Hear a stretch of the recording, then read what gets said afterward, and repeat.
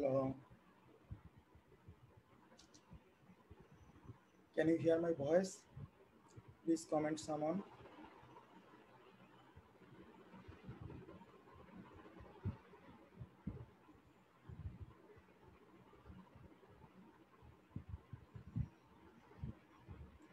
Hello. Can you hear my voice? Please respond someone.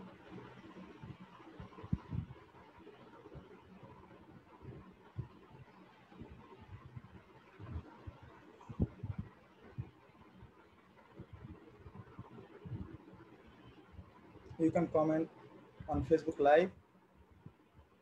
Can you hear my voice?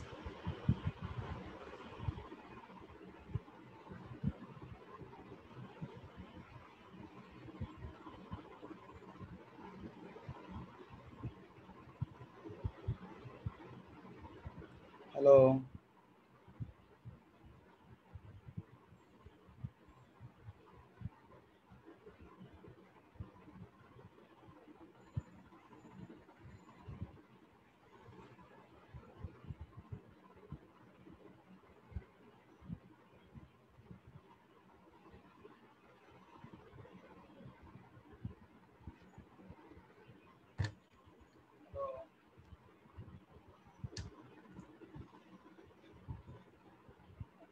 Hello, সুপ্রিয় শিক্ষকবৃন্দ, আশা করি আপনারা সবাই ভালো আছেন। আজকের আমাদের demo class respiratory medicine Davidson খুবই ইম্পর্টেন্ট আমাদের এফসিপিএস পার্ট 1 পার্ট 2 এছাড়া এমডি রেসিডেন্সির জন্য খুবই ইম্পর্টেন্ট, এমডি ফেজের জন্য ফাইনাল পরীক্ষার জন্য খুবই ইম্পর্টেন্ট। এখন ডেভিডসনে অনেক ইনফরমেশন আছে, কোন ইনফরমেশনগুলো আমরা ইমফেসিস করব এটা খুবই গুরুত্বপূর্ণ, যে কোন ইনফরমেশনগুলো আমরা গুরুত্ব দিব। বেসিক্যালি আমরা হচ্ছে ডেভিডসন প্রথম পড়া শুরু করি হচ্ছে ফিফথ ইয়ারে আমাদের ডেভিডসন অত বেশি লাগে না, কিন্তু আমরা যখন এফসিপিএস পার্ট 1 এক্সাম দিই তখন হচ্ছে এখন দেখা যাচ্ছে যে 50% সিঙ্গেল বেসড কোশ্চেন আসে। এখন সিঙ্গেল বেসড কোশ্চেন 50% ট্যাকেল করতে হলে আমাদের ইম্পর্টেন্ট ইনফরমেশনগুলো হচ্ছে জানতে হবে। আমরা কিভাবে ইম্পর্টেন্ট ইনফরমেশনগুলো মনে রাখতে পারি, সেজন্য আমাদের সিনাপস থেকে আমরা যারা মেন্টররা আছি তারা হচ্ছে আপনাদের গাইডলাইন দিব যে কিভাবে আমরা এই ইম্পর্টেন্ট ইনফরমেশনগুলো মনে রেখে সিঙ্গেল বেসগুলো হচ্ছে আনসার করতে পারি। এখন আজকের রেসপিরেটরি মেডিসিন ডেভিডসন থেকে আমি খুবই ছোট একটা topics but important topics discussion করবো যে টপিক্সটা হচ্ছে নিউমোনিয়া। এখন নিউমোনিয়াতে কিভাবে সিঙ্গেল বেসড কোশ্চেন আসতে পারে এবং নিউমোনিয়ার ফার্দার প্রগনোসিস এবং ট্রিটমেন্ট আমরা কিভাবে দিতে পারি ডেভিডসন থেকে আমরা সেই আলোকে আলোচনা করার চেষ্টা করব। এখন আসেন হচ্ছে নিউমোনিয়ার ডেফিনেশন আপনারা সবাই জানেন, যেটা ইম্পর্টেন্ট হচ্ছে নিউমোনিয়া এখন কোন অর্গানিজম দিয়ে নিউমোনিয়াটা হয়েছে এবং নিউমোনিয়ার ফার্দার প্রগনোসিস কীরকম এবং ট্রিটমেন্ট কীরকম হবে, একটা সিনারিও দেখে সিঙ্গেল বেসডে আমরা কীভাবে এই প্রবলেমগুলো সলভ করতে পারি সেগুলো আমরা হচ্ছে ডিসকাস করার হচ্ছে ট্রাই করব। এখন আসেন যে নিউমোনিয়া হচ্ছে কী কী টাইপস আছে। মেইনলি হচ্ছে নিউমোনিয়াকে ক্লাসিফাই আমরা করতে পারি হচ্ছে hospital acquired pneumonia, community acquired pneumonia and aspiration pneumonia. এটার ভিতরে হচ্ছে মোস্ট কমন হচ্ছে কমিউনিটি অ্যাকোয়ার্ড নিউমোনিয়া। এখন community acquired pneumonia most common. এখন কমিউনিটি অ্যাকোয়ার্ড নিউমোনিয়ার মোস্ট কমন কজ এক্সামে এইভাবে আসতে পারে, most common cause of community acquired pneumonia. আমাদের এটা মনে রাখতে হবে যে স্ট্রেপ্টোকক্কাস নিউমোনিয়া হচ্ছে most common cause of community acquired pneumonia. এই community acquired pneumonia can be caused by typical and atypical organism. Typical অর্গানিজমের ভিতরে আছে streptococcus pneumoniae most common cause, আর কিছু এটিপিক্যাল অর্গানিজম আছে। তাহলে most common cause of atypical pneumonia যদি পরীক্ষায় আসে তাহলে আমাদের আনসার হবে হচ্ছে মাইকোপ্লাজমা নিউমোনিয়া। এছাড়াও এটিপিক্যাল নিউমোনিয়া করতে পারে আমাদের লিজিওনেলা করতে পারে, ক্লামাইডিয়া করতে পারে এবং কিছু ভাইরাল কজ আছে, সাপোজ দ্য ইনফ্লুয়েঞ্জা, আরও কিছু ভাইরাস আছে যারা হচ্ছে নিউমোনিয়া করতে পারে। এখন আসলে হচ্ছে hospital acquired pneumonia. Hospital acquired pneumonia কখন বলবো, কোনো একটা পেশেন্ট হসপিটালে অ্যাডমিট হওয়ার 48 আওয়ার্স পরে যদি sign symptoms of pneumonia develop করে, suppose patient develop fever, cough, pleurisy, then we can call it the hospital acquired pneumonia. তাহলে হসপিটাল অ্যাকোয়ার্ড নিউমোনিয়া হচ্ছে ডেভেলপ করতেছে হচ্ছে হসপিটালে অ্যাডমিট হওয়ার 48 ঘন্টা পর। তাহলে একটা নর্মাল একটা ইনকিউবেশন পিরিয়ড আছে, ওই ইনকিউবেশন পিরিয়ডের কারণে কোনো সাইন সিমটমস অফ নিউমোনিয়া যদি 48 ঘন্টা পরে ডেভেলপ করে হসপিটালে অ্যাডমিট হয়, তাকে আমরা হসপিটাল অ্যাকুয়ার্ড নিউমোনিয়া বলি। এছাড়া কিছু কন্ডিশন আছে, যেমন স্ট্রোক বা কোনো পেশেন্টের হচ্ছে আনকনশিয়াস পেশেন্টের অ্যাসপিরেশন নিউমোনিয়া ডেভেলপ করতে পারে, মেইনলি ডেভেলপ করে হচ্ছে অ্যানারোবিক অর্গানিজম দিয়ে। এখন আসেন যে নিউমোনিয়ার যে অর্গানিজমগুলো আছে, most common type of organism আছে, কোনো একটা সিনারিও দেখে আমরা কিভাবে ডিফারেন্সিয়েট করতে পারি যে which organism can cause this type of pneumonia. তাহলে আমাদের এক্সামে আমি আগেই বলছি যে যদি আসে যে most common cause of community acquired pneumonia, তাহলে আমাদের আনসার হবে হচ্ছে, কি পয়েন্ট দেখে আমাদের আনসার হবে হচ্ছে স্ট্রেপ্টোকক্কাস নিউমোনিয়া। সাপোজ কোনো একটা patient develop the cough, fever and pleurisy associated with herpes labialis. তাহলে what is the most common organism? সেক্ষেত্রে মোস্ট কমন অর্গানিজম হচ্ছে herpes labialis, most commonly associated with the herpes labialis, most commonly associated with the streptococcus pneumoniae. তাহলে herpes লেবিয়ালিস থাকলে আমি ওই কোশ্চেনটা যদি tackle করতে যাই, যে মোস্ট কমন অর্গানিজম হচ্ছে স্ট্রেপ্টোকক্কাস নিউমোনিয়া। সাপোজ কোনো একটা পেশেন্টের নিউমোনিয়ার সাইন সিমটমস দেওয়া আছে আপনার এসবি এর সিনারিওতে, associated with history of IV drug abuse and patient develop flu-like symptoms or influenza-like symptoms. What is the most common organism? সেক্ষেত্রে আমাদের আনসারটা হবে হচ্ছে staphylococcus aureus, staphylococcus aureus. Suppose কোনো একটা পেশেন্টের হচ্ছে নিউমোনিয়ার সাইন সিমটমস ডেভেলপ করছে, সাথে হচ্ছে জিআইটি সিমটমস আছে, GIT symptoms I mean diarrhoea আছে, পেশেন্টের ডেভেলপ করতেছে হচ্ছে hyponatremia, patient develop hyponatremia with again patient develop lymphopenia and DRN's liver function test and recent history of holiday to somewhere because তাহলে এই সব অপশন যদি থাকে তাহলে আমাদের চিন্তা করতে হবে পেশেন্টের লিজিওনেলা দিয়ে নিউমোনিয়া হয়েছে কিনা। কেন চিন্তা করতে হবে? হলিডেতে যে আমাদের ওয়াটার রিজার্ভার আছে, এসি আছে, ওর মাধ্যমে হচ্ছে বা সামনে যে সামান্য ওর মাধ্যমে হচ্ছে লিজিওনেলা ইনফেক্টেড মেইনলি হয়। আর লিজিওনেলা কি করে? লিজিওনেলা করে হচ্ছে syndrome of inappropriate antidiabetic hormone, মানে সিআর ডেভেলপ করে। সিআর ডেভেলপ করলে আমাদের হচ্ছে হাইপোনেট্রিমিয়া হইতে পারে। এছাড়া লিজিওনেলা জিআইটি সিমটমস করতে পারে। এখন কোনো একটা পেশেন্টের এই সিমটমসগুলোর সাথে, এই প্যারামিটারগুলোর সাথে যদি নিউমোনিয়ার ফিচার্স থাকে, তাহলে আমাদের মোস্ট কমন অর্গানিজম হচ্ছে লিজিওনেলা। এখন লিজিওনেলা আমরা কিভাবে ডায়াগনোসিস করতে পারি? লিজিওনেলা মেইনলি আমরা ডায়াগনোসিস করি ইউরিনে লিজিওনেলা অ্যান্টিজেন, ইউরিনে লিজিওনেলা অ্যান্টিজেন দেখে আমরা হচ্ছে লিজিওনেলা ডায়াগনোসিস করতে পারি। তাহলে আমরা কিভাবে স্ট্রেপ্টোকক্কাস নিউমোনিয়া, স্টাফিলোকক্কাস এবং লিজিওনেলা ডিফারেন্সিয়েট করতে পারলাম। এরপরে আরো কিছু অর্গানিজম আছে, আমরা কিভাবে ডিফারেন্সিয়েট করতে পারি আমি পরবর্তী স্লাইডে যাই।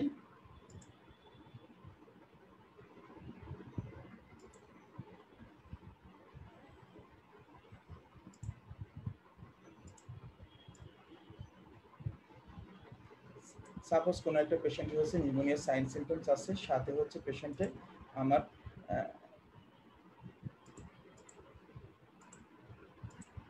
সাথে পেশেন্টের হচ্ছে erythema multiforme, I mean target lesion আছে, স্কিনে হচ্ছে টার্গেট লেশন আছে, বা পেশেন্টের হচ্ছে হেমোলাইটিক এনিমিয়া ডেভেলপ করছে, এবং এছাড়া কিছু সিমটমস লাইক ড্রাই কফ আছে, এছাড়া মায়োকার্ডাইটিস আছে।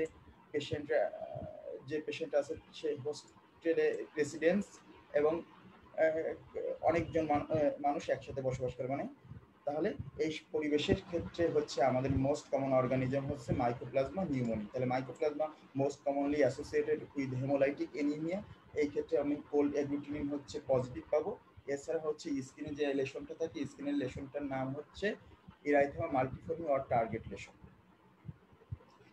এখন আসেন কোনো একটা পেশেন্ট, অ্যালকোহলিক পেশেন্টের হচ্ছে নিউমোনিয়া ডেভেলপ করছে এবং মিডল এজ পেশেন্ট এবং অর ডায়াবেটিক পেশেন্টের নিউমোনিয়া ডেভেলপ করছে, what is the most common organism? সেক্ষেত্রে মোস্ট কমন অর্গানিজম হবে আমাদের ক্লেবশিয়ালা।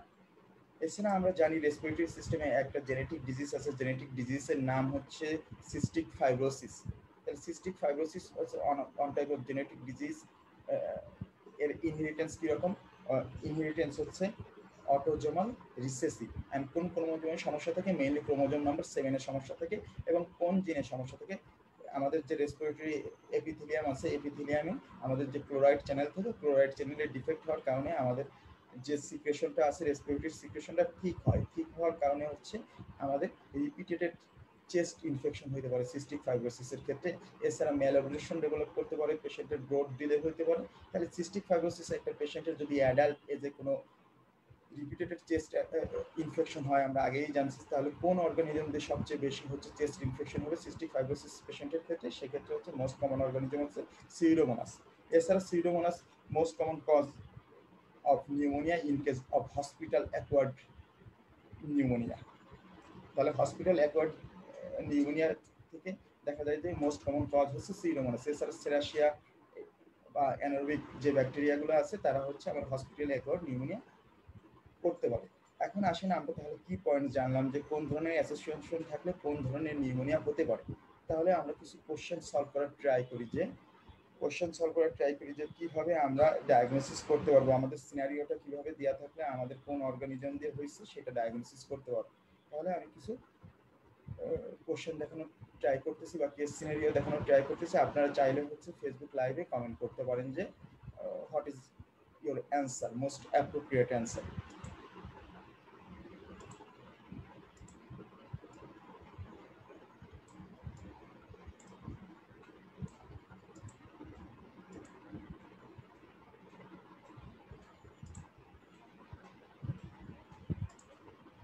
Suppose question number on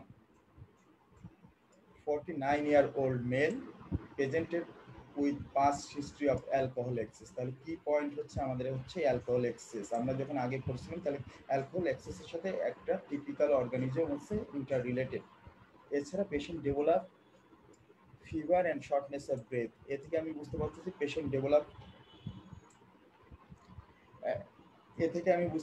patient develop is it clear now? Sound কি এখন ক্লিয়ার?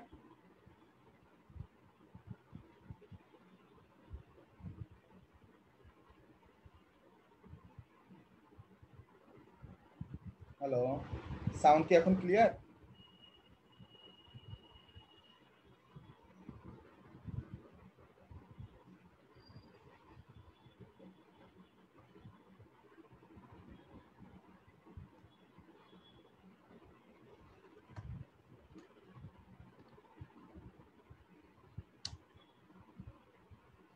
হ্যালো,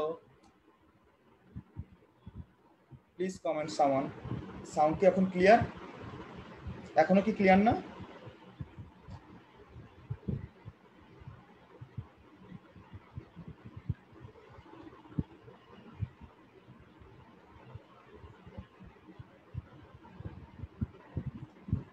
তাহলে কেস নাম্বার 1 হচ্ছে suppose patient presented with fever and shortness of breath. এ থেকে আমরা আইডিয়া করতে পারছি পেশেন্টের একটা রেসপিরেটরি ইনফেকশন অর নিউমোনিয়া আছে associated with the alcohol excess and age middle age 49-year-old। Then chest x-ray করলে আমরা কি পাইলাম? চেস্ট এক্সরেতে আমরা দেখলাম যে ক্যাভিটেটিং লেশন। তাহলে on chest X-ray there is cavitating lesion in the right middle zone. What is the most likely organism? তাহলে এখানে কি ফিচার্স কয়েকটা আছে। একটা হচ্ছে পেশেন্টের এজ 49-year-old।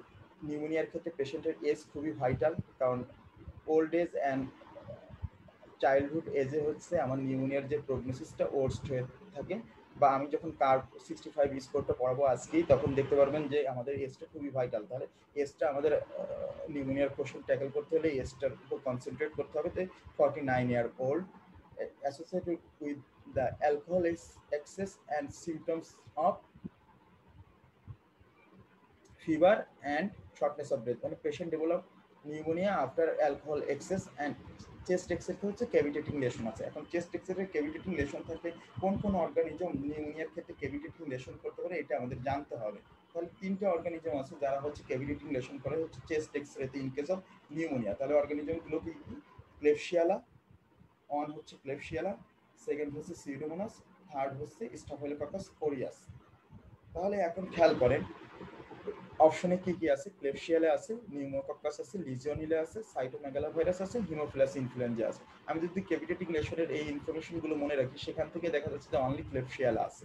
এছাড়া আমরা আগে পড়ছিলাম যে অ্যালকোহল এক্সেসে পেশেন্টগুলোর যে অর্গানিজম দিয়ে most common cause of pneumonia সেটা হচ্ছে ক্লেবশিয়ালা। তাহলে আমাদের আনসারটা হবে হচ্ছে এ ক্লেবশিয়ালা। তাহলে আমরা এইভাবে হচ্ছে কিভাবে নিউমোনিয়ার মোস্ট লাইকলি অর্গানিজম কোনটা এইভাবে ডায়াগনোসিস করতে পারি। এখন নেক্সট কোশ্চেনে যাই যে আমাদের কি হইতে পারে। নেক্সট কোশ্চেনে এরকম আরেকটা কেস সিনারি আপনাদের জন্য রাখছি, আপনারা চাইলে হচ্ছে কমেন্ট বক্সে কমেন্ট করতে পারবেন। অলরেডি একজন কমেন্ট করছেন, হ্যাঁ আনসার হবে হচ্ছে এ। ঠিক আছে, তাহলে আমরা সেকেন্ড কোশ্চেনে চলে যাই।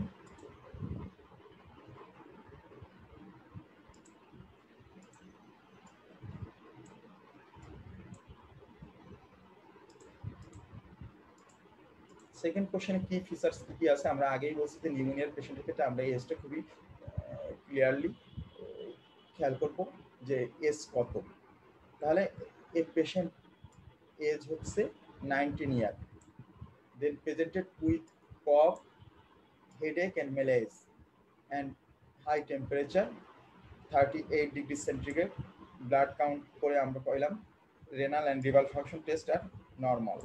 এখানে কি ফিচার্স তাহলে হচ্ছে 19 year old patient presented with cough, headache, malaise and high temperature, then we also found that all agglutinins are positive, means that patient has hemolytic anemia and a chest x-ray show bivasal shadowing or consolidation। তাহলে পেশেন্টের pneumonia develop করছে associated with haemolytic anaemia. What is the most likely diagnosis? তাহলে আমাদের অপশনে আছে হচ্ছে option A হচ্ছে legionella pneumonia, pseudomonas, viral pneumonia, klebsiella and mycoplasma pneumoniae. তাহলে কোনো পেশেন্টের হচ্ছে নিউমোনিয়ার সাইন সিমটমস আছে associated with haemolytic anaemia or all agglutinin positive. তাহলে what is the most likely diagnosis? তাহলে আমাদের ডায়াগনোসিস আপনারা চাইলে কমেন্ট বক্সে কমেন্ট করতে পারেন যে which organism can cause this type of pneumonia.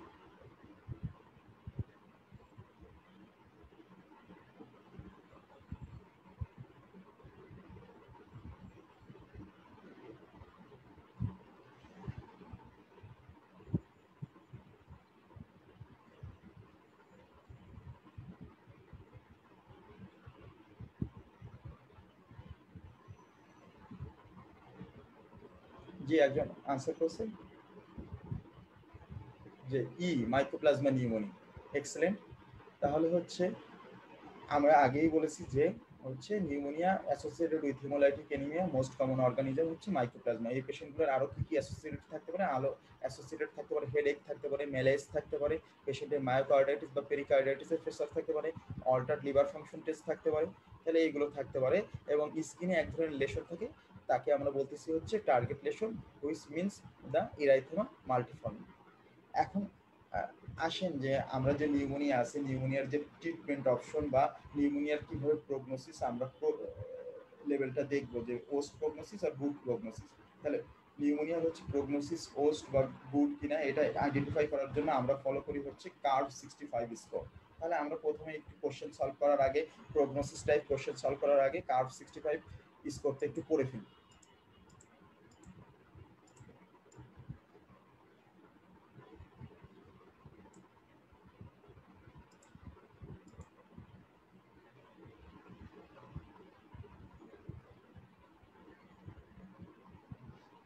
তাহলে curve 65 score indicate the prognosis of pneumonia. তাহলে কার্ভ 65 স্কোরে কি কি থাকে? খুবই সিম্পল। সিতে হচ্ছে কনফিউশন। তাহলে একটা পেশেন্ট কনফিউজ কিনা, কনফিউশন হলে প্রগনোসিস ইজ ওস্ট। তাহলে প্রত্যেকটা পয়েন্ট কিন্তু 5টা প্যারামিটার আছে কার্ভ 65 স্কোরে, প্রত্যেকটা হচ্ছে স্কোর হচ্ছে 1। তাহলে 5 প্যারামিটার আছে, 5 স্কোর হবে। তাহলে কোনো একটা পেশেন্ট কনফিউজ হলে আমরা স্কোর হচ্ছে 1, ইন্ডিকেট দ্য ওস্ট প্রগনোসিস। এখন কনফিউজ পেশেন্ট কি কনফিউজ কিনা আমরা আইডেন্টিফাই কিভাবে করব? আমরা হচ্ছে 10 কোশ্চেন জিজ্ঞেস করি, যেটাকে আমরা বলি হচ্ছে মিনি মেন্টাল টেস্ট। স্কোর 10টার মতো অ্যারাউন্ড হচ্ছে 10 কোশ্চেন আস করি। টেস্ট কোশ্চেনের ভিতরে সে যদি মার্ক যদি 8 অর লেস পায় তাহলে আমরা বুঝবো হচ্ছে পেশেন্ট ইজ কনফিউজ। তাহলে কনফিউশন আমরা টেস্ট করি হচ্ছে মিনি মেন্টাল টেস্টের মাধ্যমে। এখন স্কোর যদি 10 স্কোর থাকে সর্বমোট 8 অর লেস হলে তাকে আমরা বলতেছি হচ্ছে পেশেন্ট ইজ কনফিউজ। ইউতে হচ্ছে ব্লাড ইউরিয়া লেভেল দেখতে পারি, blood urea level more than 7 হলে ইন্ডিকেট দ্য ওস্ট প্রগনোসিস। আর হচ্ছে রেসপিরেটরি রেট যদি মোর দ্যান 30 পার মিনিট হয় তাহলে এটাও ইন্ডিকেট করতেছে হচ্ছে ওস্ট প্রগনোসিস। এছাড়া বিতে হচ্ছে ব্লাড প্রেশার যদি হাইপোটেনশন থাকে মানে systolic blood pressure less than 90 and diastolic blood pressure যদি লেস দেন 60 হয় তাহলে it indicates the worse prognosis, and এর যদি মোর দেন 65 হয় তাহলে সেটা আমাদের হচ্ছে পোস্ট প্রগনোসিস ইন্ডিকেট করতেছে। তাহলে ইস প্যারামিটার স্কোর অন পয়েন্ট, তাহলে সর্বমোট হচ্ছে 5 পয়েন্ট আছে। এখন কার্ভ 65 স্কোরের গুরুত্ব কি? আমরা একটা গুরুত্ব হচ্ছে আমরা প্রগনোসিসটা বুঝতে পারতেছি, এছাড়া it will help us to manage the pneumonic patient. তাহলে নিউমোনিক পেশেন্টটা আমরা কোথায় ম্যানেজ করবো, আইদার হসপিটালে আর হচ্ছে হোমে ম্যানেজমেন্ট করবো সেটা বুঝতে পারবো। এছাড়া হচ্ছে আমরা কি অ্যান্টিবায়োটিক দিয়ে ট্রিটমেন্ট দেবো, আইদার ওরাল অ্যান্টিবায়োটিক আর আইভি অ্যান্টিবায়োটিক দিয়ে ট্রিটমেন্ট করবো সেটা আমরা বুঝতে পারবো হচ্ছে কার্ভ 65 স্কোর দিয়ে। তাহলে কিভাবে বুঝতে পারি? আমার কার্ভ 65 স্কোর যদি কোনো একটা সিনারিও দেখে আমি যদি বুঝি যে স্কোর হচ্ছে 0 to 1, আইদার 0 আর 1 হলে সেক্ষেত্রে হচ্ছে আমরা নিউমোনিক পেশেন্টটাকে হচ্ছে হোম ট্রিটমেন্ট করতে পারবো এবং ওরাল অ্যান্টিবায়োটিক দিয়ে ট্রিটমেন্ট করতে পারবো। তাহলে 0 আর 1 হচ্ছে গুড প্রগনোসিস ইন্ডিকেট করে, সেক্ষেত্রে পেশেন্টকে হোমে ট্রিটমেন্ট করতে পারবো। কি দিয়ে ট্রিটমেন্ট করবো? হচ্ছে ওরাল অ্যান্টিবায়োটিক দিয়ে ট্রিটমেন্ট করবো। অ্যান্ড স্কোর যদি 2 হয় তাহলে 2 হলে পেশেন্টকে আমাদের হাতে হচ্ছে দুইটা অপশন আছে। বেটার অপশন হচ্ছে আমরা হসপিটাল সুপারভাইজড ট্রিটমেন্ট করব, মানে শর্ট স্টে হসপিটাল ট্রিটমেন্ট করব ওরাল অ্যান্টিবায়োটিক দিয়ে। এছাড়া আলাদা অপশন আছে হচ্ছে hospital supervised out patient treatment, মানে যেসব পেশেন্টকে ফলো আপ করা ইজি, যে যাদের বাসা কাছে বা ফলো আপে আসতে পারবে তাদের হচ্ছে আমরা ওরাল অ্যান্টিবায়োটিক দিয়ে বাসায় চলে যেতে বলবো। আফটার 2 days বা 48 আওয়ার্স পর আমাদের ফলো আপে আসতে বলবো, এবং কোনো যদি সিভিয়ার সাইন সিমটম ডেভেলপ করে তাহলে ইমিডিয়েটলি আমাদের সাথে কন্ট্যাক্ট করবো। তাহলে স্কোর 2 হলে আমরা ইউজুয়ালি হচ্ছে শর্ট স্টে ইনপেশেন্ট ট্রিটমেন্ট করতে পারি বা hospital supervised out patient treatment করতে পারি, বাট আর এক্ষেত্রে আমরা ওরাল অ্যান্টিবায়োটিক দিয়ে ট্রিটমেন্ট করতে পারি। স্কোর যদি 3 অর মোর হয় সেক্ষেত্রে আমাদের অবশ্যই হসপিটালে অ্যাডমিট করতে হবে, এবং তার মধ্যে হচ্ছে 4 অর মোর হলে আমাদের অবশ্যই আইসিইউতে অ্যাডমিট করতে হবে, এবং স্কোর 3 অর মোর হলে আমাদের অ্যান্টিবায়োটিক চয়েস হবে হচ্ছে আইভি অ্যান্টিবায়োটিক। আর এক্ষেত্রে হচ্ছে স্কোর 1 এবং 2 ক্ষেত্রে যদি আমরা স্পেসিফিক অর্গানিজম আইডেন্টিফাই না করতে পারি আমরা টিপিক্যাল অর্গানিজমের যে ট্রিটমেন্টটা করবো। লাইক নিউমোনিয়া হচ্ছে টিপিক্যাল অর্গানিজমের ট্রিটমেন্ট হচ্ছে ওরাল অ্যামক্সিসিলিন, তাহলে স্কোর 1 এবং 2 হলে আমরা ওরাল অ্যামক্সিসিলিন দিয়ে ট্রিটমেন্ট করবো। স্কোর 3 অর মোর হলে আমি ট্রিটমেন্ট করবো হচ্ছে আইভি অ্যান্টিবায়োটিক কোনগুলো দিয়ে ট্রিটমেন্ট করতে পারি? কোএমক্সিক্লাভ, সেফট্রাক্সন এন্ড সেফুরোক্সিন। যেহেতু পেশেন্টের সিভিয়ার সিমটমস ডেভেলপ করে 3 অর অ্যাভাবে, সেক্ষেত্রে হচ্ছে এই টিপিক্যাল অর্গানিজমের কাভারেজের সাথে আমি অ্যাড করব হচ্ছে এটিপিক্যাল যে অর্গানিজম আছে, আমি আগেই বলছি এটিপিক্যাল অর্গানিজম মাইকোপ্লাজমা, লিজিওনেলা, এরা হচ্ছে কোএমক্সিক্লাভ বা দেখা যাচ্ছে যে সেফট্রাক্সন বা সেফুরোক্সিনের সেন্সিটিভ হয় না, এক্ষেত্রে হচ্ছে তাহলে আমরা হচ্ছে ম্যাক্রোলিডস অ্যাড করবো অ্যান্টিবায়োটিক হিসেবে, আইভি ম্যাক্রোলিডস অ্যাড করবো, বা ক্লারিথোমাইসিন মোস্ট কমন চয়েস হচ্ছে ক্লারিথোমাইসিন অ্যাড করবো, কারণ এটিপিক্যাল অর্গানিজম যে ব্যাকটেরিয়াগুলো আছে তারা হচ্ছে ক্লারিথোমাইসিন বা ব্যাক্টেরিয়াসে খুবই সেন্সিটিভ। তাহলে এভাবে আমরা হচ্ছে ট্রিটমেন্ট করতে পারি হচ্ছে নিউমোনিয়ার পেশেন্টের ক্ষেত্রে। এখন আমি দুইটা কেস সিনারিও দেখার চেষ্টা করি যে আমাদের কেস সিনারিও এভাবে আসলে আমি কিভাবে পেশেন্টকে ট্রিটমেন্ট করব বা হসপিটালে অ্যাডমিট করব না হোম ট্রিটমেন্ট দিব।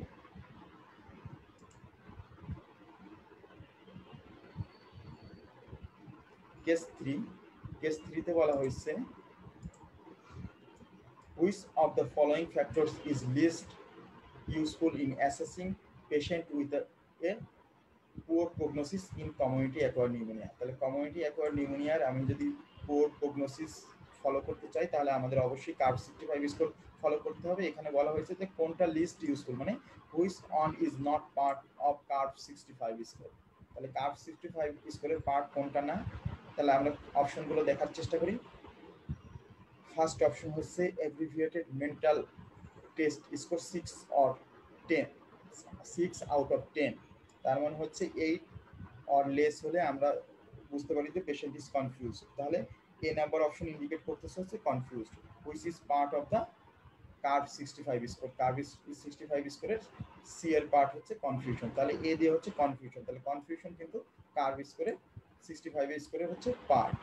সেকেন্ড অপশন হচ্ছে ইউরিয়া লেভেল যদি মোর দেন 7 হয় তো সেটা হচ্ছে কার্ভ 65 স্কোরের পার্ট। তাহলে এখানে ইউরিয়া মোর দেন হচ্ছে 7, আই মিন এখানে হচ্ছে 11, তার মানে এটাও ওস্ট প্রগনোসিস ইন্ডিকেট করতেছে, এটাও useful for community acquired pneumonia. এর যদি 75 হয়, আমরা জানি মোর দ্যান 65 হচ্ছে ওস্ট প্রগনোসিস ইন্ডিকেট করে, তাহলে এটাও ওস্ট প্রগনোসিস ইন্ডিকেট করতেছে, part of the curve 65 score. Respiratory rate হচ্ছে 32, মোর দ্যান 30 হলে ওস্ট প্রগনোসিস ইন্ডিকেট করে, তাহলে এইটা হচ্ছে কার্ভ 65 স্কোরের পার্ট। আর সিআরপি কিন্তু আমাদের হচ্ছে কার্ভ 65 স্কোরের পার্ট না। তাহলে আমাদের আরেকটা কি আছে, কার্ভ 65 এর অপশনে 4টা আছে, আরেকটা হবে হচ্ছে ব্লাড প্রেশার। ব্লাড প্রেশার যদি হাইপারটেনশন থাকে, তাহলে আমাদের এখানে আনসার হবে কোনটা, যে কোনটা কার্ভ 65 স্কোরের পার্ট না। তাহলে কার্ভ 65 স্কোরের পার্ট না হচ্ছে সিআরপি। যদিও সিআরপি হচ্ছে অনেক বেশি ইনফেকশন হলে সিআরপি হচ্ছে হাই থাকে, কিন্তু কার্ভ 65 এর স্কোরে আমরা কখনো হচ্ছে সিআরপি নেই। এই কারণে হচ্ছে আমাদের আনসার হবে হচ্ছে option E, CRP level on 24। পরবর্তী কোশ্চেন আমরা যাওয়ার চেষ্টা করি।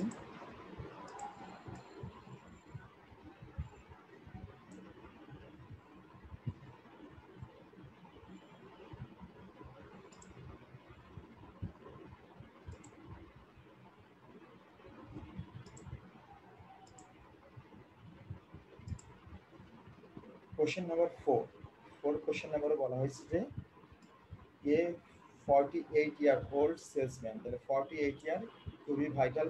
তাহলে 48 years old salesman presented with 5 day, মানে short history of pleuritic chest pain. তার মানে এর মাধ্যমে আমি বুঝতে পারলাম 48 ইয়ার্স পেশেন্টের হচ্ছে নিউমোনিয়া ডেভেলপ করছে।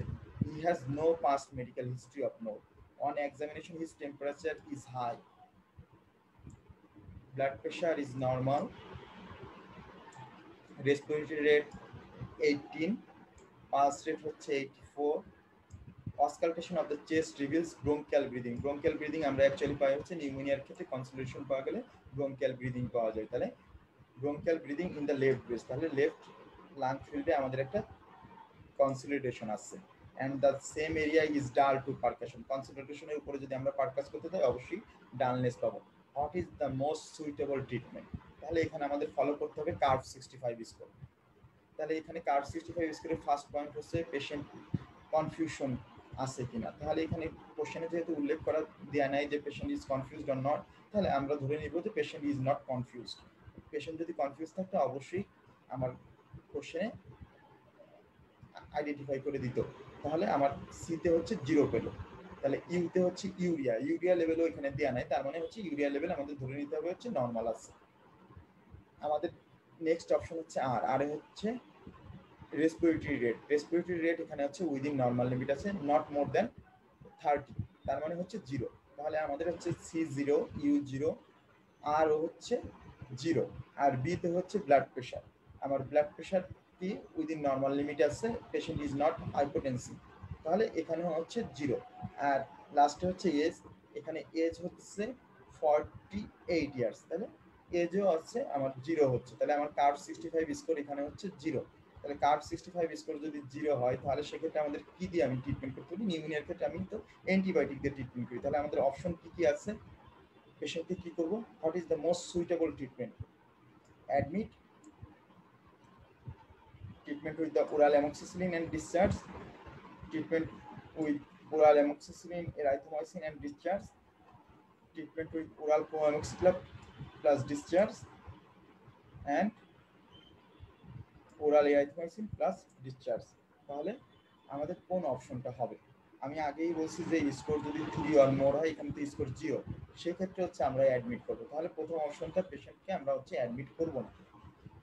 এছাড়া হচ্ছে নিউমোনিয়ার ক্ষেত্রে আমার যে টিপিক্যাল অর্গানিজম, এখানে তো স্পেসিফিক কোনো অর্গানিজম উল্লেখ করা দেওয়া নাই, তাহলে আমি টিপিক্যাল অর্গানিজম ধরেই আমি ট্রিটমেন্ট করার চেষ্টা করব।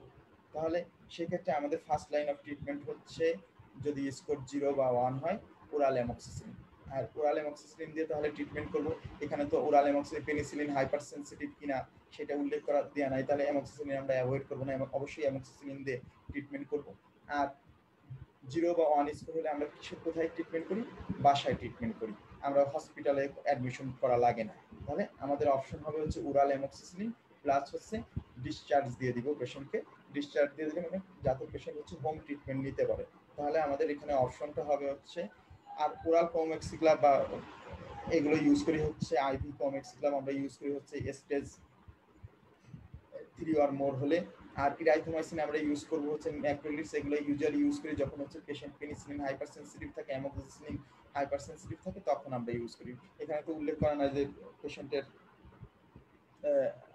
হাইপার সেন্সিটিভ টু পেনিসিলিন, সেক্ষেত্রে আমাদের অপশন হবে হচ্ছে oral amoxicillin with home treatment, মানে আই মিন হচ্ছে oral amoxicillin plus discharge.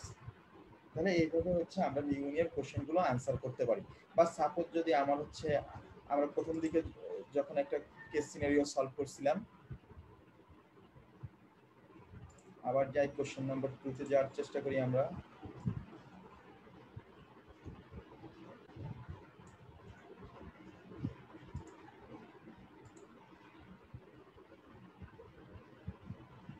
Suppose এই পেশেন্টের আমরা এখানে দিয়ে আছে যে মাইক্রোপ্লাজমা নিউমোনিয়া, এখানে যদি এক্সামে যদি বলতো যে what is the most likely treatment for this patient, আমি আগেই বলছি যে এটিপিক্যাল অর্গানিজমের ক্ষেত্রে তাহলে আমি তো ডায়াগনোসিস অলরেডি পেয়ে গেছি যে মাইক্রোপ্লাজমা নিউমোনিয়া। সেক্ষেত্রে এটিপিক্যাল অর্গানিজম ধরেছে মাইক্রোপ্লাজমা, তাহলে মাইক্রোপ্লাজমা কোন অ্যান্টিবডির এগেইনস্ট মোস্ট সেনসিটিভ? ক্লারিথোমাইসিন। সেক্ষেত্রে এখানে অ্যান্সার হতে হচ্ছে ক্লারিথোমাইসিন। তাহলে এভাবেও কিন্তু কোশ্চেন আসতে পারে। তাহলে কার্ভ 65 স্কোর আমাদের খুবই ভাইটাল এবং কিছু প্যারামিটার খুবই vital which is interrelated with the pneumonia sign symptoms. তাহলে এইভাবে আমরা নিউমোনিয়ার কোশ্চেনগুলো সলভ করতে পারি এবং প্রগনোসিস ওস্ট বা গুড প্রগনোসিস কিনা আইডেন্টিফাই করতে পারি। এখন আসেন হচ্ছে আমরা আরেকটা খুবই ভাইটাল জিনিস শেখার ট্রাই করি, সেটা হচ্ছে আমার হচ্ছে lung function test. Lung function test থেকে আমরা কিভাবে obstructive lung disease, restrictive lung disease and তাদের মধ্যে হচ্ছে ডিফারেন্সিয়েট করতে পারি, অবস্ট্রাকটিভ অ্যান্ড রেস্ট্রিকটিভ লাং ডিজিজের মধ্যে ডিফারেন্সিয়েট করতে পারি। অবস্ট্রাকটিভ লাং ডিজিজ হচ্ছে আমরা অবস্ট্রাকটিভ লাং ডিজিজ কোনগুলো আমরা জানি, একটা হচ্ছে অ্যাজমা আর হচ্ছে ক্রনিক ব্রঙ্কাইটিস, মানে সিওপিডির পার্ট হিসেবে হচ্ছে ক্রনিক ব্রঙ্কাইটিস আর এমফিসেমা। আর রেস্ট্রিকটিভ ডিজিজের ভিতরে অনেকগুলো আছে, তার ভিতরে হচ্ছে রেস্ট্রিকটিভ ডিজিজের ভিতরে হচ্ছে মেইনলি হচ্ছে পালমোনারি ফাইব্রোসিস, এছাড়াও কিছু পেশেন্টে যদি পালমোনারি এম্বোলিজম ডেভেলপ করে তারা রেস্ট্রিকটিভ ডিজিজ করতে পারে। এছাড়া হচ্ছে আমার যদি পেশেন্টের পালমোনারি ইডেমা ডেভেলপ করে তারা হচ্ছে রেস্ট্রিকটিভ ডিজিজ করতে পারে। এছাড়া কিছু, তাহলে এইগুলো হচ্ছে লাং প্যাথোলজির কারণে হচ্ছে, মানে লাংসের কোনো প্যাথোলজির কারণে হচ্ছে। তাহলে এইগুলোকে আমরা বলতেছি হচ্ছে তাহলে রেস্ট্রিকটিভ ডিজিজকে আবার আমরা দুই ভাগে ভাগ করি, একটা হচ্ছে ইন্টারথ্রাসিক রেস্ট্রিকটিভ ডিজিজ আর একটা হচ্ছে এক্সট্রা থ্রাসিক রেস্ট্রিকটিভ ডিজিজ। যেমন সাপোজ দ্য পালমোনারি ফাইব্রোসিস, তাহলে প্যাথোলজি হচ্ছে scarring in the lung tissue, তাহলে লাং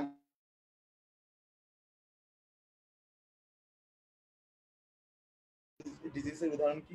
সাপোজ কোনো পেশেন্টের হচ্ছে মাইস্থেনিয়া গ্র্যাভিস ডেভেলপ করে হচ্ছে রেসপিরেটরি মাসেল ইনভলভমেন্ট করছে, মানে ফ্যাটিক হয়ে গেছে, বা জিবিএস এর রেসপিরেটরি মাসেল ইনভলভ করছে, বা পেশেন্টের হচ্ছে কাইফোস্কোলিওসিস আছে, মানে আমাদের চেস্টল অ্যাবনরমালিটি, এখানে লাংসের কোনো প্যাথোলজি না, চেস্টলের যে মাসেল আছে তাদের অ্যাবনরমালিটি, বা পেশেন্টের ওবেস পেশেন্ট, তাহলে এইসব ক্ষেত্রেও পেশেন্টের রেস্ট্রিকটিভ ডিজিজ ডেভেলপ করে রেসপিরেটরি মাসেল ফ্যাটিক হওয়ার কারণে পুয়ার এয়ার এন্ট্রি হয়। কারণ আমরা জানি যে হচ্ছে যখন ইনস্পিরেশন সময় রেসপিরেটরি মাসেলগুলো কাজ করে, রেসপিরেটরি মাসেলগুলো যদি কাজ না করতে পারে সেই ক্ষেত্রে হচ্ছে আমার এয়ার এন্ট্রি হবে হচ্ছে পুয়ার, মানে এটাকে আমরা রেস্ট্রিকটিভ ডিজিজ বলতেছি। তাহলে রেস্ট্রিকটিভ এইসব রেস্ট্রিকটিভ ডিজিজকে আমরা বলতেছি হচ্ছে প্যাথোলজি হচ্ছে এক্সট্রা থ্রাসিক, তাহলে এক্সট্রা থ্রাসিক রেস্ট্রিকটিভ ডিজিজ বলি। তাহলে এক্সট্রা থ্রাসিক রেস্ট্রিকটিভ ডিজিজের আমার এক্সাম্পল কি হবে? ওবেসিটি, বিভিন্ন neuropathy that can involve the respiratory muscle, suppose the myasthenia gravis, GBS. এছাড়া হচ্ছে আমার হচ্ছে কনজেনিটাল অ্যাবনরমালিটি লাইক কাইফোস্কোলিওসিস, এরা হচ্ছে এক্সট্রা থ্রাসিক রেসপিরেটরি রেস্ট্রিকটিভ ডিজিজ করে।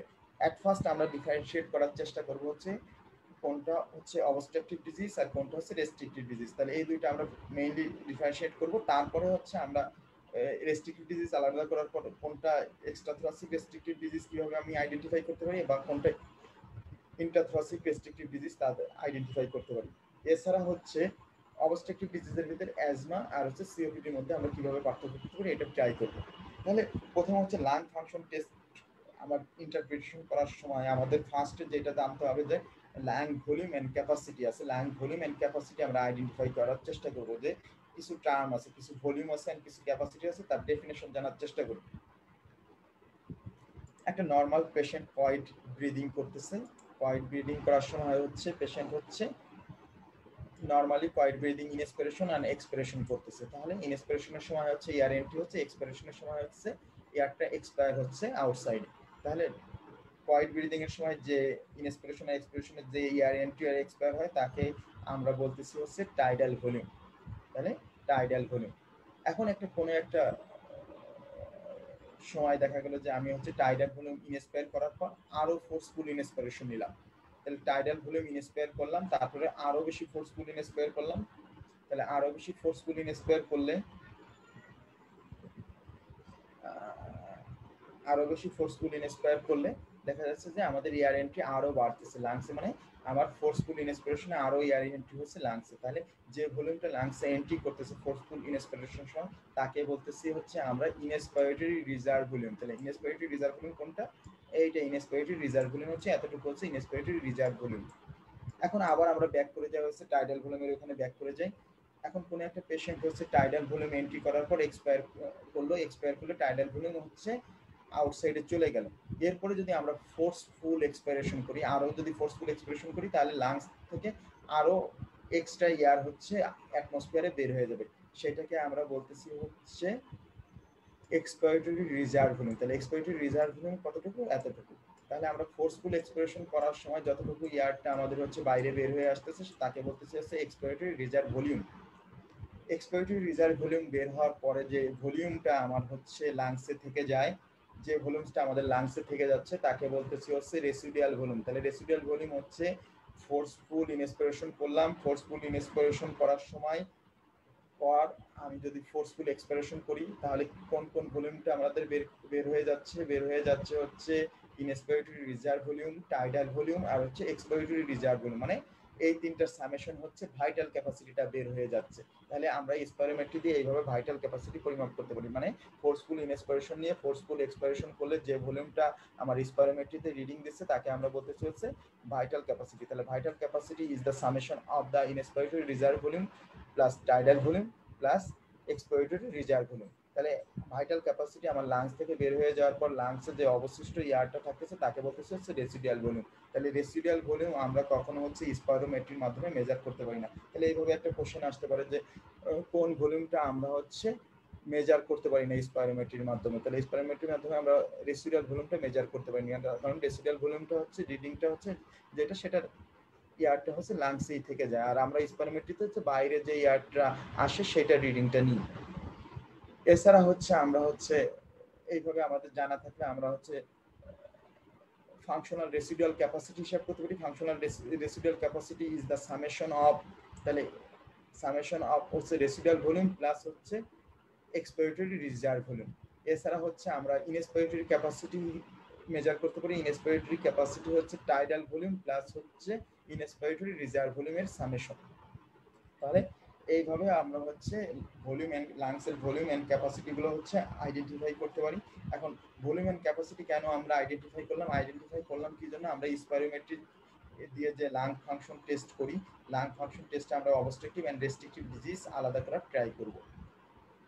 এখন আসেন হচ্ছে অবস্ট্রাকটিভ ডিজিজ। অবস্ট্রাকটিভ ডিজিজে অ্যাকচুয়ালি মেইন প্যাথোলজি কোথায় থাকে? মেইন প্যাথোলজি থাকে আমরা যখন ইনস্পিরেশনের সময় এয়ার এন্ট্রি ঠিকভাবেই হয়, কিন্তু আমরা যখন এক্সপাইরেশন করার চেষ্টা করি তখন হচ্ছে আমার স্মল এয়ারওয়েগুলো বেসিক্যালি হচ্ছে কলাপস করে যায়। এই কারণে হচ্ছে আমার এয়ারগুলো ট্র্যাপিং হয়ে যাচ্ছে হচ্ছে ইনসাইড দ্য লাং। তাহলে ইনসাইড দ্য লাংয়ে যদি আমার হচ্ছে এয়ার ট্র্যাপিংটা বেড়ে যাচ্ছে ইন কেস অফ অবস্ট্রাকটিভ ডিজিজের ক্ষেত্রে, তাহলে ইনসাইড অফ দ্য লাং কোন ভলিউমটা থাকে? Residual volume. তাহলে অবস্ট্রাকটিভ ডিজিজের ক্ষেত্রে হচ্ছে রেসিডুয়াল ভলিউমটা আমার হচ্ছে ইনক্রিজ করে। তাহলে রেসিডুয়াল ভলিউম ইনক্রিজ করা মানে কি? রেসিডুয়াল ভলিউম প্লাস হচ্ছে ভাইটাল ক্যাপাসিটি হচ্ছে টোটাল লাং ক্যাপাসিটি। তাহলে রেসিডুয়াল ভলিউম ইনক্রিজ করা মানে হচ্ছে টোটাল লাং ক্যাপাসিটিও ইনক্রিজ করে। তাহলে অবস্ট্রাকটিভ ডিজিজে হচ্ছে রেসিডুয়াল ভলিউম ইনক্রিজ করবে, টোটাল লাং ক্যাপাসিটিও ইনক্রিজ করবে। এখন আসেন হচ্ছে রেস্ট্রিকটিভ ডিজিজ। রেস্ট্রিকটিভ ডিজিজে হয় কি? আমি একটা ফিগার আঁকার চেষ্টা করি। রেস্ট্রিকটিভ ডিজিজে সাপোজ দেখা গেল একটা লাংসের ক্ষেত্রে দেখা যায় যে রেস্ট্রিকটিভ ডিজিজে আমার স্কারিং থাকতেছে। স্কারিং থাকলে আমি যখন ইনস্পিরেশন, এখানে তো পার্মানেন্ট স্কারিং হয়ে গেছে, তাহলে লাংসের যে ইফেক্টিভ ভলিউমটা অলরেডি হচ্ছে কমে গেছে। স্কারিং এই সব জায়গায় তো অ্যালভোলাই গুলো হচ্ছে স্কার হয়ে গেছে, এখানে হচ্ছে এয়ার এন্ট্রিটা হচ্ছে না। আমি যখন ইনস্পায়ার করবো, ইনস্পায়ার করার সময় আমাদের যে ইফেক্টিভ যে লাং ভলিউম সেটা অলরেডি কমে গেছে, তাহলে ইনস্পিরেশনের সময় আমার কিন্তু এয়ার এন্ট্রিটা কম হবে। তাহলে এয়ার এন্ট্রিটা কম হবে। এখন যদি আমরা এক্সপাইরেশন করি, এক্সপাইরেশনের সময় হচ্ছে রেস্ট্রিকটিভ ডিজিজে কোনো সমস্যা থাকে না। তাহলে আমি যেহেতু এয়ার এন্ট্রিটা ইনস্পিরেশনে কম হয়েছে, তাহলে এয়ার যখন এক্সপায়ার করবো সেটাও আমি হচ্ছে কম বের হবে অ্যাটমসফিয়ারে। তার মানে হচ্ছে এক্সপেরিমেন্টটিতে আমার রিডিংটা কম আসবে, মানে ফোর্স ভাইটাল ক্যাপাসিটি আমাদের হচ্ছে কম আসবে in case of restrictive disease, কারণ এয়ার এন্ট্রি কম হয়েছিল। এখন আসেন আমরা কিভাবে রেস্ট্রিকটিভ অ্যান্ড অবস্ট্রাকটিভ ডিজিজ হচ্ছে আইডেন্টিফাই করতে পারবো। আমি একটা আর ওপেন করি, আমরা এই ফিগারটা দেখার চেষ্টা করি। আমরা actually obstructive and restrictive disease identify করার চেষ্টা করি একটা রেশিও দেখে। এপিভিয়ন অ্যান্ড ভিসির হচ্ছে মানে ভাইটাল ক্যাপাসিটি রেশিও দেখে হচ্ছে আমরা অবস্ট্রাকটিভ অ্যান্ড রেস্ট্রিকটিভ ডিজিজ আলাদা করতে পারি। নর্মালি হচ্ছে এপিভিয়ন হচ্ছে force expiratory volume in first second, আর ভাইটাল ক্যাপাসিটি তো অলরেডি আমরা বলছি যে ভাইটাল ক্যাপাসিটি কি। এই রেশিও হচ্ছে নর্মালি হয় হচ্ছে 0.8। তাহলে অবস্ট্রাকটিভ ডিজিজের ক্ষেত্রে আমার মনে রাখতে হবে যে এই রেশিওটা হচ্ছে কমে যায়, মানে 0.7 এর নিচে চলে আসে। আর রেস্ট্রিকটিভ ডিজিজের ক্ষেত্রে আমার এই রেশিওটা হচ্ছে বাড়ে, মানে ইনক্রিজ করে 0.8 এর অ্যাভাবে চলে যায়। এখন কিভাবে এটা বাড়তেছে আর কেন কমতেছে আমরা একটু খেয়াল করার চেষ্টা করি। আমি আগেই বলছি যে অবস্ট্রাকটিভ ডিজিজের ক্ষেত্রে যখন আমি হচ্ছে এক্সপায়ার করব তখন হচ্ছে এগুলো কলাপস করে। তাহলে force expiratory volume in first second, তাহলে ফার্স্ট সেকেন্ডে আমার যে ভলিউমটা এক্সপেরিমেন্টটিতে আসবে সেটা যেহেতু আমার এই এগুলো কলাপস করছে এক্সপিরেশনের সময়, তাহলে এক্সপিরেশনের সময় তো এই ভলিউমটা পরিমাপ করতেছি, সেক্ষেত্রে তাহলে আমার হচ্ছে অনেক বেশি কমে যাবে এপিভিয়ন, অনেক বেশি কমে যাবে হচ্ছে আমার অবস্ট্রাকটিভ ডিজিজের ক্ষেত্রে। এখন আসেন রেস্ট্রিকটিভ ডিজিজের ক্ষেত্রে কি হবে। রেস্ট্রিকটিভ ডিজিজের ক্ষেত্রে আগেই বলছি যে যেহেতু ইনস্পিরেশনের সময় এয়ার এন্ট্রি কম হয়েছে, তাহলে যেহেতু এয়ার কম আমি এক্সপিরেশন যখন করবো তখনও কম বের হবে অ্যাটমসফিয়ারে, তার মানে এক্সপিরেশনের সময় এয়ারটা হচ্ছে কম বের হবে। তাহলে এপিভিয়ন রেস্ট্রিকটিভ ডিজিজের ক্ষেত্রেও কমে যাবে, কিন্তু বেশি কমবে হচ্ছে অবস্ট্রাকটিভ ডিজিজে, কারণ অবস্ট্রাকটিভ ডিজিজের ক্ষেত্রে হচ্ছে কলাপস হয়ে যাচ্ছে। এখানে তো কোনো কলাপস হচ্ছে না, যেহেতু এয়ার এন্ট্রি কম হয়েছে সেজন্য কম বের হচ্ছে, কলাপস হচ্ছে না এক্সপিরেশনের সময়। তাহলে এখানে রেস্ট্রিকটিভ ডিজিজ কমবে কিন্তু অল্প কমবে রেস্ট্রিকটিভ ডিজিজের ক্ষেত্রে। এখন আসুন ভাইটাল ক্যাপাসিটি। ভাইটাল ক্যাপাসিটি হচ্ছে অনেক টাইম ধরে আমি যদি ফোর্সফুল এক্সপাইরেশন করবো অনেক টাইম ধরে, তাহলে যেহেতু কলাপস করার কারণে ভাইটাল ক্যাপাসিটি অবস্ট্রাকটিভ ডিজিজে কমতেছে, কিন্তু বেশি কমে হচ্ছে আমার হচ্ছে রেস্ট্রিকটিভ ডিজিজে। কেন রেস্ট্রিকটিভ ডিজিজ? কারণ রেস্ট্রিকটিভ ডিজিজে আমার এয়ার এন্ট্রি কম হয়েছে। এখন টোটাল অনেক টাইম ধরে আমার যখন এক্সপাইরেশন হবে তখন হচ্ছে ফুল টাইম ধরে আমার যেহেতু এয়ার এন্ট্রি কম হয়েছে, ফুল টাইমে এয়ার এক্সপায়ারও কম হবে, তাহলে অনেক বেশি কমবে হচ্ছে রেস্ট্রিকটিভ ডিজিজে। তাহলে এই রেশিওটা যদি দেখি, রেশিওতে দেখা যাচ্ছে যে এপিভিয়ন বেশি কমতেছে হচ্ছে অবস্ট্রাকটিভ ডিজিজের ক্ষেত্রে, তাহলে আমার উপরেরটা অনেক বেশি কমলে ওভারঅল রেশিওটা আমার হচ্ছে কমে যাচ্ছে। তাহলে অবস্ট্রাকটিভ ডিজিজের ক্ষেত্রে ওভারঅল রেশিওটা আমার কমে যাবে। আর রেস্ট্রিকটিভ ডিজিজের ক্ষেত্রে যেহেতু আমার ভাইটাল ক্যাপাসিটি হচ্ছে দুইটাই কমতেছে, ভাইটাল ক্যাপাসিটি মোর কমতেছে, তাহলে নিচেরটা মোর কমলে ওভারঅল রেশিওটা আমার বেড়ে যাবে, তাহলে ওভারঅল রেশিও 0.8 বা 0.8 এর বেশি চলে যাবে। তাহলে এইভাবে আমরা হচ্ছে এপিভিয়ন আর ভাইটাল ক্যাপাসিটি রেশিও দেখে হচ্ছে অবস্ট্রাকটিভ অ্যান্ড রেস্ট্রিকটিভ ডিজিজ আলাদা করতে পারি। এছাড়া আলাদা করতে পারি, আমি আগেই বলছি যে রেসিডুয়াল ভলিউম ইনক্রিজ করে ইসের ক্ষেত্রে আমার অবস্ট্রাকটিভ ডিজিজের ক্ষেত্রে টোটাল লাং ক্যাপাসিটিও ইনক্রিজ করবে, আর ইসের ক্ষেত্রে রেস্ট্রিকটিভ ডিজিজের ক্ষেত্রে দুইটাই আমার হচ্ছে রিডিউসড হবে। তাহলে এইভাবে আমরা অবস্ট্রাকটিভ অ্যান্ড রেস্ট্রিকটিভ ডিজিজের মধ্যে পার্থক্য করতে পারি। এখন আসুন অবস্ট্রাকটিভ ডিজিজের মধ্যে কে কে আছে। আছে হচ্ছে আমার অ্যাজমা, ক্রনিক ব্রঙ্কাইটিস আর হচ্ছে মানে সিওপিডি। তাহলে অ্যাজমা আর সিওপিডির ভিতরে আমরা কিভাবে আইডেন্টিফাই করতে পারি। আমরা জানি হচ্ছে asthma is a reversible condition, মানে ব্রঙ্কোডাইলেটর দিয়ে যদি আমরা রিভার্সিবিলিটি টেস্ট করি, অ্যাজমা যে ফিচারসগুলো আছে, অ্যাজমার যে স্পাইরোমেট্রির যে প্যারামিটারগুলো আছে তারা হচ্ছে ইমপ্রুভ হয়। আর সিওপিডি হচ্ছে ইরিভার্সিবল ব্রঙ্কো কনস্ট্রিকশন করে, এই কারণে হচ্ছে এদের যে ব্রঙ্কোডাইলেটর রিভার্সিবিলিটি টেস্ট করলে এদের যে চেঞ্জটা হয়, ব্রঙ্কো কনস্ট্রিকশন হয় বা স্পাইরোমেট্রির যে প্যারামিটারটা হয় সেটা ইমপ্রুভ করে না, ইমপ্রুভ করলেও অত বেশি মানে সার্টেন লেভেলে অ্যাজমার মতো হচ্ছে আমার ইমপ্রুভমেন্ট হয় না। তাহলে ব্রঙ্কো ডাইলেটর রিভার্সিবিলিটি টেস্ট করে আমরা অ্যাজমা এবং সিওপিডির মধ্যে পার্থক্য করতে পারি। তাহলে এইভাবে আমরা পার্থক্য করতে। এখন আসলে হচ্ছে রেস্ট্রিকটিভ ডিজিজ। রেস্ট্রিকটিভ ডিজিজের ভিতরে আমি বলছিলাম যে টু টাইপস রেস্ট্রিকটিভ ডিজিজ আছে, একটা হচ্ছে ইন্টারথ্রাসিক রেস্ট্রিক্টিভ ডিজিজ আর হচ্ছে এক্সট্রাথ্রাসিক রেস্ট্রিক্টিভ ডিজিজ। এখন ইন্টারথ্রাসিক রেস্ট্রিক্টিভ ডিজিজ হচ্ছে কার কারণে হচ্ছে আমি সাপোজ একটা এক্সাম্পল হচ্ছে আমার হচ্ছে পালমোনারি ফাইব্রোসিস, আর এক্সট্রাথ্রাসিক সাপোজ আমি বললাম যে কার্বোস্কোলোসিস। তাহলে এদের ভিতরে ডিফারেন্সিয়েট করতে পারি আমরা হচ্ছে টিএলসিও মানে কার্বন মনোঅক্সাইড ডিফিউশন ক্যাপাসিটি, মানে total carbon monoxide diffusion capacity, বা কার্বন মনোঅক্সাইড ডিফিউশন কোএফিসিয়েন্ট মানে কেসিও দিয়ে আমরা আইডেন্টিফাই করতে পারি। টিএলসিও মানে হচ্ছে টোটাল যে কার্বন মনোঅক্সাইড ডিফিউশন ক্যাপাসিটি। মনে রাখতে হবে যে এটা হচ্ছে ইন্টারথ্রাসিক এক্সট্রাথ্রাসিক বোথ রেস্ট্রিক্টিভ ডিজিজে হচ্ছে কমে যাবে। ইন্টারথ্রাসিক এক্সট্রাথ্রাসিক বোথেই আমার হচ্ছে total carbon monoxide diffusion capacity কমে যায়। কিন্তু কেসিওটা হচ্ছে এই কেসিওর মান দেখে হচ্ছে আমরা ইন্টারথ্রাসিক আর এক্সট্রাথ্রাসিক হচ্ছে আলাদা করতে পারি। কারণ কেসিও ইন্ডিকেট করে হচ্ছে আমার কোনো একটা লাংসের একটা ইউনিট জায়গা দিয়ে কতটুকু কার্বন মনোঅক্সাইড ডিফিউশন হচ্ছে। সাপোজ পালমোনারি ফাইব্রোসিসের ক্ষেত্রে আমার যে জায়গা দিয়ে আমার ডিফিউশন হচ্ছে ওখানে তো অলরেডি স্কারিং করা আছে, তাহলে এই ক্ষেত্রে হচ্ছে total diffusion capacity of carbon মনোঅক্সাইডও রিডিউস করবে, আবার কেসিও মানে ওই জায়গা দিয়ে যে আমার কার্বন মনোঅক্সাইড ডিফিউশন আছে সেটাও কম হবে। কারণ আমার ওখানে হচ্ছে আমার রেসপিরেটরি যে মেমব্রেন আছে ওখানে হচ্ছে স্কারিং আছে বা অ্যালভোলাইতে স্কারিং আছে, তাহলে কেসিও কমে যাবে হচ্ছে ইন্টারথ্রাসিক অবস্ট্রাকটিভ যে ইন্টারথ্রাসিক যে রেস্ট্রিক্টিভ ডিজিজ আছে। এখন আসেন এক্সট্রাথ্রাসিক রেস্ট্রিক্টিভ ডিজিজ যেটা কাইফোস্কুলোসিস। এখানে দেখা যাচ্ছে যে পেশেন্টের হচ্ছে কনজেনিটাল অ্যানোমালির কারণে হচ্ছে টোটাল, যেমন আমার যে টোটাল এয়ার এন্ট্রিটাও কম হচ্ছে, মানে রেস্ট্রিকশন হচ্ছে যে আমাদের প্রসারিত হইতে পারতেছে না আমার যে এক্সটেন্ড করার কথা যে আমার চেস্ট ক্যাভিটি কনজেনিটাল অ্যানোমালির কারণে আমার হইতে পারতেছে না, এই জন্য রেস্ট্রিক্টিভ ডিজিজ বেসিক্যালি করতেছে। লাংসের কোনো প্যাথোলজির কারণে না, লাংসের বাইরে আমার যে আছে ক্যাভিটি আছে চেস্টাল ক্যাভিটি ওখানের প্যাথোলজির কারণে। তাহলে আমার এখানে টিএলসিওটা কম হবে, কিন্তু আমার যতটুকু এয়ার এন্ট্রি হচ্ছে লাং টিস্যু তো নর্মাল আছে, তাহলে ওখান দিয়ে একক জায়গা দিয়ে আমার হচ্ছে কার্বন মনোঅক্সাইড ডিফিউশনটা হচ্ছে নর্মাল থাকবে। তাহলে কোনো একটা রেস্ট্রিক্টিভ ডিজিজে হচ্ছে কেসিও যদি নর্মাল থাকে তাহলে আমরা বলবো যে পেশেন্টের হচ্ছে এক্সট্রাথ্রাসিক রেস্ট্রিক্টিভ ডিজিজ আছে, আর কেসিও যদি হচ্ছে রিডিউসড হয় সাথে টিএলসিও রিডিউসড হয় সেটাকে বলবো হচ্ছে ইন্টারথ্রাসিক রেস্ট্রিক্টিভ ডিজিজ। তাহলে আমরা একটা কোশ্চেন সলভ করার চেষ্টা করি যে কিভাবে আমরা এই লাং ফাংশন টেস্ট দিয়ে হচ্ছে অবস্ট্রাকটিভ এন্ড রেস্ট্রিক্টিভ ডিজিজের পার্থক্য করতে পারি। অলরেডি আমি পার্থক্য সবগুলো বুঝাই দিছি, তাহলে আমরা একটা কেস বেস সিনারিওটা সলভ করার ট্রাই করি।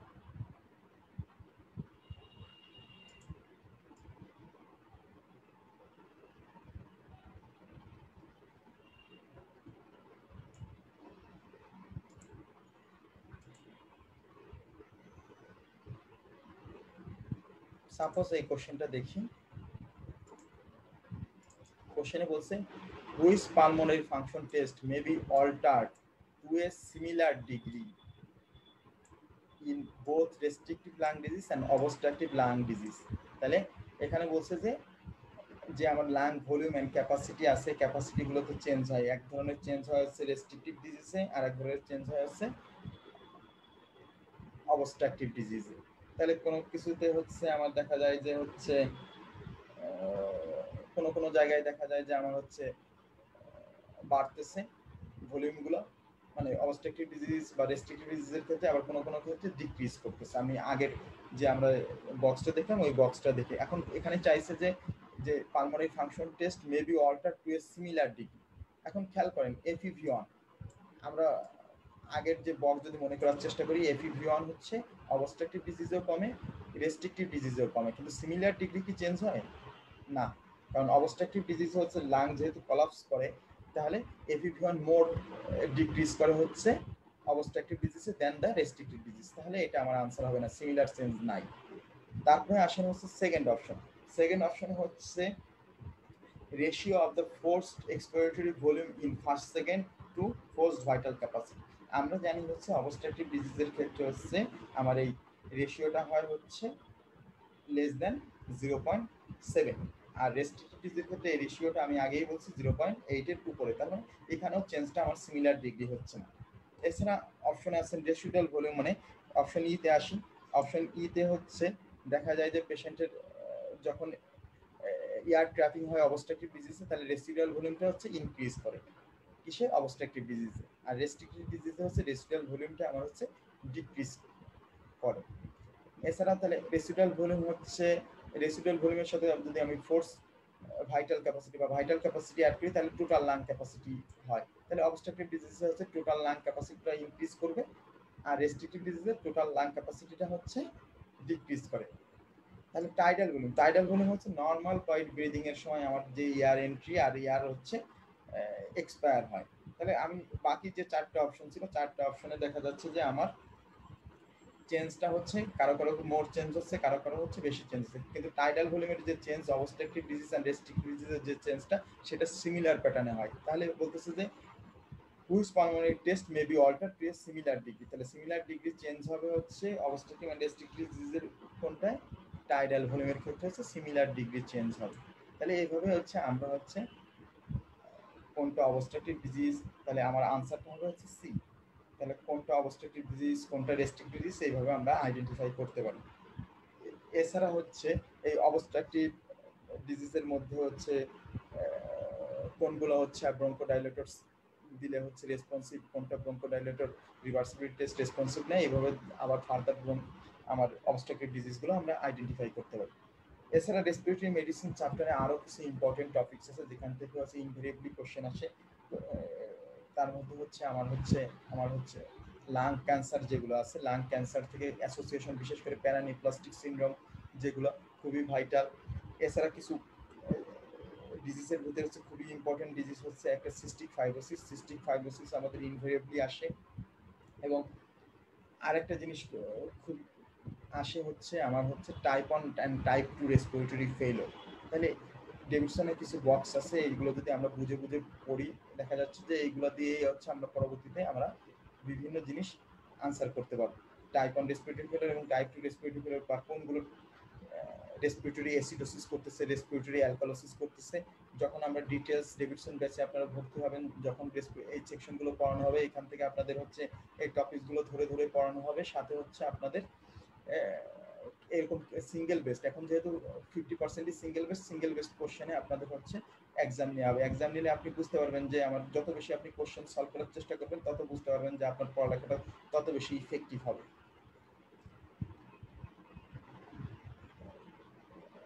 আমাদের সিনাপস একাডেমিতে শীঘ্রই আরেকটা হচ্ছে নিউ ব্যাচ শুরু হচ্ছে ডেভিডসনের জন্য। আপনারা চাইলে হচ্ছে ওখান থেকে অ্যাডমিট হয়ে আমরা তখন হচ্ছে ডিটেলস আমরা দেখা যায় রেসপিরেটরি সিস্টেমের অ্যারাউন্ড 2টা ক্লাস নেওয়া হয়, 2টা ক্লাস অ্যারাউন্ড মোর দেন 3 আওয়ার করে। তাহলে ওই ক্লাসগুলো করলে ডিটেলস মানে কোন অপশনগুলো সহ কোথায় থেকে কিভাবে কোশ্চেন আসতে পারে এবং ডেভিডসনের পুরা রেসপিরেটরি মেডিসিন বই থেকে আমাদের কোন কোন অপশন বা কোন কোন জিনিস পড়া উচিত আর কোনগুলো ইগনোর করবো আমরা, মানে ইমপ্রেসিস করবো আমরা এফসিপিএস পার্টনের জন্য আমরা বলে দিব আপনাদের। তাহলে এইভাবে আপনারা হচ্ছে সিঙ্গেল বেস ট্যাকেল করতে পারেন, কারণ সিঙ্গেল বেস যদি খুব সুন্দর করে আপনারা আনসার করতে পারেন দেখা যায় যে ওখানেই পাস মার্ক হয়ে যায়। তাহলে আশা করি আপনার ক্লাসটা বুঝতে পারছেন। আর ফার্দার কোনো কিছু কোশ্চেন থাকলে আপনারা পরবর্তীতে লাইভ ভিডিওতে কমেন্ট করতে পারেন। I will try my best to solve that. আশা করি আপনারা সবাই ভালো থাকবেন। আমি তাহলে এখানে ক্লাসটা শেষ করে দিই। আল্লাহ হাফিজ।